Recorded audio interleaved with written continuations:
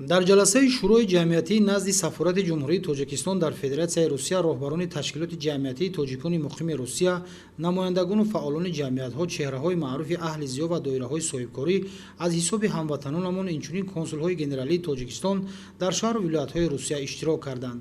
дар ҷамъомад оид ба ҷанбаҳои муҳими сиёсати дохиливу хориҷии давлат дар партави сиёсати хиратмандонаи асосгузори сулҳу ваҳдати миллӣ, пешвои миллат, президенти ҷумҳурии Тоҷикистон муҳтарам Эмомалӣ Раҳмон ҳусни ҳамҷаворию дӯстӣ дар минтақа, муносибатҳои иттифоқӣ ва фарогири дӯстонаи Тоҷикистону Русия изҳори андеша карда шуд.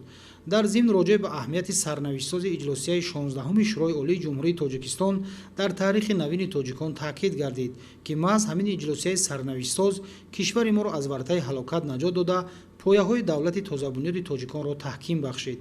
иҷлосияи мазкур барои рушду таҳкими давлатдории навин ва истиқлолияти воқеии Тоҷикистон, тамомияти арзӣ, ваҳдати миллӣ ва истиқрори сулҳ дар сарзамини бостонӣ, татбиқи ислоҳоти сиёсиву ҳуқуқӣ, иқтисодӣ ва иҷтимоӣ дар роҳи бунёди ҷомеаи шаҳрвандӣ замина гузошт.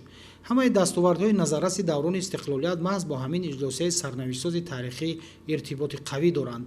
иштирокчиён ҳамчунин дастовардҳои назарраси даврони истиқлолияти давлатиро таъкид карда, аз ҳамватанони муқими Русия баҳри таҳкими минбаъдаи робитаҳо бо Тоҷикистон ва рушди ҳамкориҳои фарҳангиву иқтисодӣ, инчунин тарбияи ҷавонон дар рӯҳияи ваҳдати миллӣ ва меҳанпарастӣ ба мақсади пешгирии амалҳои номатлуб даъват ба амал овард. илова бар ин, дар рафти ҷаласа масъалаҳои таъсиси котибот ва гурӯҳи кории Шӯрои ҷамъиятии тоҷикон дар Русия матраҳ гардид. ҳамчунин ҳисоботу гузоришҳо оид ба корҳои анҷомдодашуда ва таклифҳои консулҳои генералӣ ва аъзои Шӯрои ҷамъиятӣ шунида шуд. аз роҳбарони созмонҳои ҷамъиятии тоҷикон ва ҳамватанон даъват карда шуд, ки ҷиҳати баргузории чорабиниҳои муштараки илмиву фарҳангӣ ва варзишӣ бо мақсади арзанда истиқбол гирифтани 35-солагии истиқлолияти давлатии мамлакат ҳамкории фаъолонаро ба роҳ монанд.